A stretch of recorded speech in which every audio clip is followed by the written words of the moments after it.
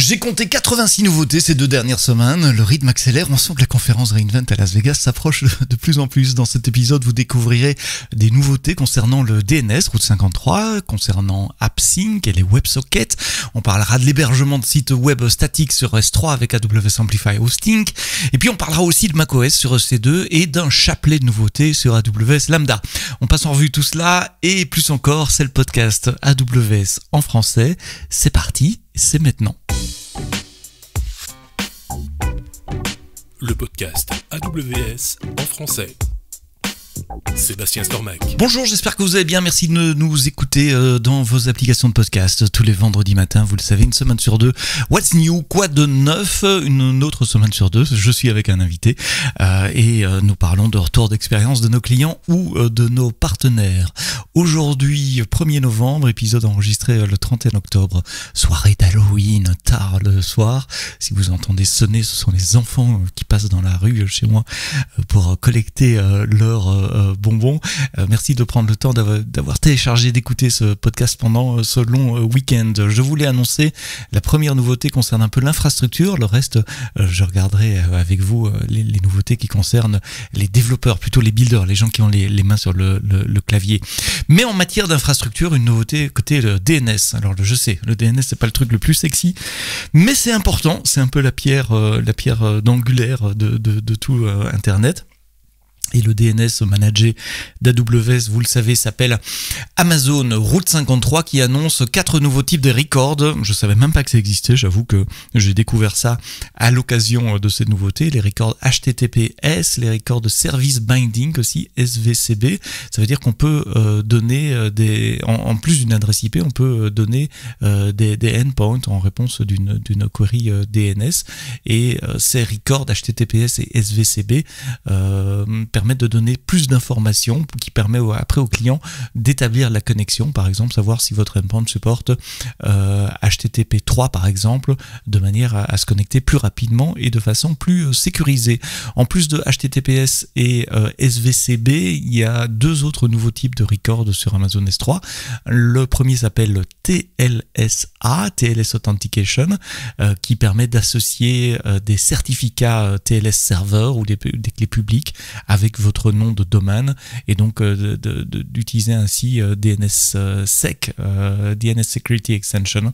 Et c'est un prérequis pour mettre en place aussi du DNS Based Authentication of Named Entities, DANE, NE, c'est un protocole que vous connaissez certainement si vous envoyez beaucoup de mails par SMTP. Enfin, le 4e type de record de Route 53 qui est ajouté, c'est pour mettre les clés, en tout cas les empreintes, les fingerprints de vos clés SSH dans vos noms de domaine, de manière à mettre un mécanisme qui permet, via DNSSEC de nouveau, pour les clients SSH de vérifier la validité des clés qui sont échangées pour un domaine quand on se connecte en SSH. Donc HTTPS, SVCB, SSH, FP et TLSLA, que d'acronymes en tout cas, ce sont les nouveaux types de records sur Amazon Route 53. Plus près de nous, pour les développeurs, AWS AppSync lance une fonctionnalité qui est super cool si vous développez en serverless. Ce sont des WebSockets managés. Et là, vous allez me dire, mais Seb, attends un peu, parce que AppSync faisait déjà du WebSocket. Et depuis très longtemps, c'est vrai, il le faisait, mais à travers GraphQL. C'est-à-dire que vous deviez définir un endpoint GraphQL. Et puis, côté client, vous deviez utiliser une API GraphQL pour vous connecter à une subscription. C'est comme ça que ça s'appelle dans le monde GraphQL pour recevoir des mises à jour via WebSocket.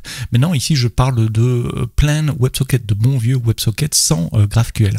Donc, AppSync vous permet de créer un WebSocket entièrement managé, entièrement serverless, avec une API très simple pour publier des événements, des messages sur des topics, un peu comme SNS. Et côté client, vous n'avez absolument rien besoin. C'est du WebSocket 100% traditionnel, aucune dépendance, pas de client ou de SDK AWS, juste du bon vieux JavaScript qui se connecte avec une API key sur les WebSockets. Donc si vous êtes déjà battu pour scaler surtout des WebSockets côté serveur, bien allez jeter un coup d'œil à cette nouvelle fonctionnalité d'AWS AppSync. Ça s'appelle les WebSocket API et c'est intégré dans EventBridge aussi, qui peut maintenant se connecter à ces WebSockets d'AppSync pour faire des architectures d'échange de messages entièrement en serverless. Tant qu'on parle de serverless, Amplify Hosting, vous savez, c'est cette fonctionnalité qui vous permet de déployer vos sites web server-side ou comme React, comme Next.js par exemple. J'allais dire je cherchais, c'est on the edge avec Next et d'autres frameworks serveurs, Angular ou d'autres, ou du bon vieux simple HTML, CSS, JavaScript, ça marche aussi. Amplify Hosting vous donne à la fois un pipeline d'intégration continue, de déploiement continu, et puis du hosting qui était entièrement managé par AWS Hosting. Donc vous n'aviez pas accès au S3 sous-jacent. Eh bien, c'est fait. Maintenant, AWS Amplify Hosting peut consommer du contenu qui existe déjà sur vos buckets S3 et donc peut aller consommer, configurer un CDN comme moyen de distribution de votre source sur des buckets S3 existants. Si vous ne connaissez pas encore AWS Amplify Hosting, c'est probablement le moyen le plus simple pour distribuer, pour construire un pipeline de déploiement de vos applications server-side, de vos applications statiques HTML, enfin statiques, on s'entend bien, vos applications, le static website hosting, et donc l'intégration maintenant avec n'importe quel bucket S3, ça offre beaucoup plus de possibilités et de flexibilité pour utiliser AWS Amplify Hosting.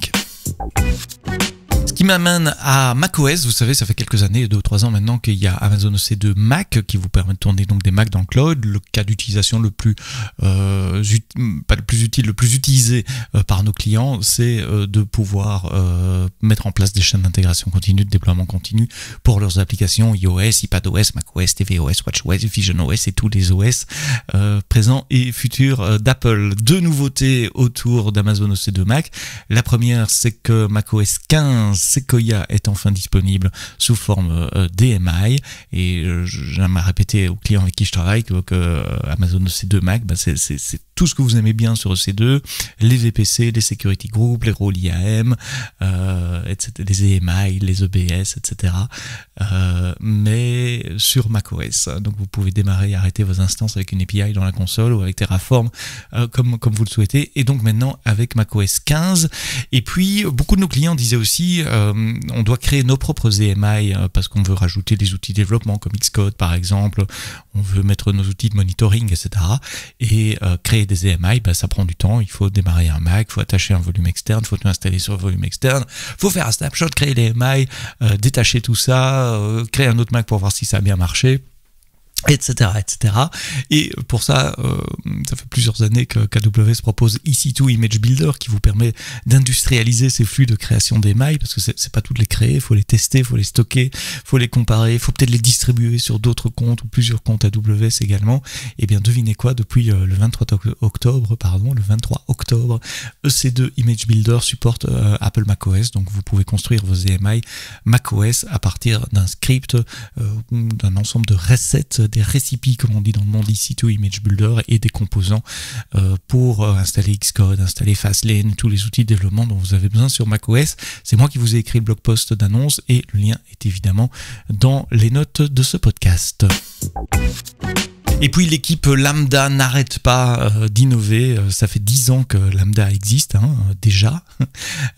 Et il y a 3 nouveautés qui ont attiré mon attention sur Lambda cette semaine. La première concerne une intégration avec Fault Injection Service, FIS, AWS FIS. Vous connaissez peut-être ce service, j'en ai déjà parlé dans le podcast. C'est un service qui permet d'injecter des pannes de vos infrastructures, fermer des ports réseau, augmenter de la latence, détruire des instances EC2. C'est du Chaos Monkey géré par AWS pour faire du test, pour voir ce qui se passe quand votre infrastructure se dégrade et pour comprendre comment votre application se comporte. Évidemment, on commence par faire ça sur des environnements dédiés de tests, de pré-production. Les plus mûrs en matière d'infrastructure et d'excellence opérationnelle font ça en prod. Netflix fait ça en prod, tuer des instances et s'assurer que ça n'a pas d'impact sur leur infrastructure. Alors quel rapport avec Lambda ? Eh bien, c'est que maintenant on peut injecter des pannes sur Lambda, c'est-à-dire que vous pouvez configurer FIS pour augmenter la latence d'une fonction Lambda, pour empêcher carrément son exécution. On peut dire voilà, la fonction ne fonctionne plus, pour modifier l'output de la fonction, ou pour injecter au runtime des erreurs d'intégration avec des services downstream. Ça veut dire que vous pouvez maintenant tester en termes de haute disponibilité le reste de vos applications quand certaines fonctions lambda commencent à se dégrader. Je rappelle que lambda est quand même conçu pour être hautement disponible avec 99,95% de disponibilité, mais avec lambda vous pouvez justement vous pouvez justement injecter des pannes et voir comment vos applications, comment vos runtime se comportent. Deuxième nouveauté avec lambda, et c'est plus pointu et c'est juste pour les développeurs Java, c'est la possibilité d'utiliser des custom serializers. Un serializer, si vous codez, vous savez ce que c'est, ce sont ces pièces de code qui sérialisent ou désérialisent, donc qui encodent ou qui décodent les données. Par exemple, vous recevez un flux de bits et de bytes et vous devez transformer ça en un objet JSON en mémoire. Il y a une librairie très populaire en Java de tête, elle s'appelle Jackson, qui permet de faire ça, qui est inclus dans les JVM et dans les JDK. Le problème, c'est que vous pouviez pas toujours configurer comment les clés que vous allez recevoir en JSON allaient se mapper sur des noms de champs en Java. Par exemple, si vous avez véhicule-type en JSON et que vous voulez transformer ça en véhicule type tout attaché avec un V majuscule et un T majuscule, c'est un peu plus difficile. Maintenant, vous pouvez venir avec votre propre serializer. Ils sont inclus dans le runtime Java. Et troisième et dernière nouveauté lambda pour cette semaine, et dernière nouveauté que je partage avec vous tout court cette semaine, c'est la nouvelle console AWS Lambda. En fait, la console est la même, mais la partie qui permet d'éditer du code est différente. Alors, je sais, en général, on n'édite pas du code directement dans la console. On va plutôt l'éditer sur nos laptops avec des éditeurs de code et puis avoir des chaînes d'intégration de déploiement continu. Oui, ça c'est vrai pour la prod, mais on l'a tous fait et on le fera encore quand on veut tester un truc rapidement, quand on veut expérimenter, quand on veut apprendre, on va écrire son code directement dans la console, en tout cas pour les langages interprétés comme Python, JavaScript sont les deux premiers qui me viennent à l'esprit. Et jusqu'à présent, vous aviez un éditeur de code un peu basique, un peu simple, et bien maintenant vous avez Code OSS. Code OSS, le nom vous dit peut-être rien, mais c'est Visual Studio Code en open source. Donc en gros, vous avez un Visual Studio Code dans la page web de la console Lambda où vous pouvez ouvrir vos fichiers, avoir plusieurs fichiers édités avec toutes les fonctionnalités que vous aimez bien dans Visual Studio Code. Vous pouvez même activer certaines extensions, et notamment l'extension Amazon Q Developer qui vous permet donc de faire des suggestions. C'est cet assistant de codage Amazon Q Developer qui vous permet de faire des suggestions de code pendant que vous tapez. Il vous suggère le code que vous devez taper. Vous pouvez aussi lui poser des questions pour dire comment je dois faire ça, et il vous répond. Donc 3 nouveautés Lambda: le support de Fault Injection Service pour tester comment vos applications serverless réagissent quand vos fonctions Lambda ne sont plus disponibles ou moins disponibles ou qu'elles ont des erreurs, la possibilité d'utiliser des custom serializers en Java, et puis le nouvel éditeur de code dans la console. C'est tout pour moi avec les nouveautés, en tout cas les nouveautés qui intéressent les développeurs.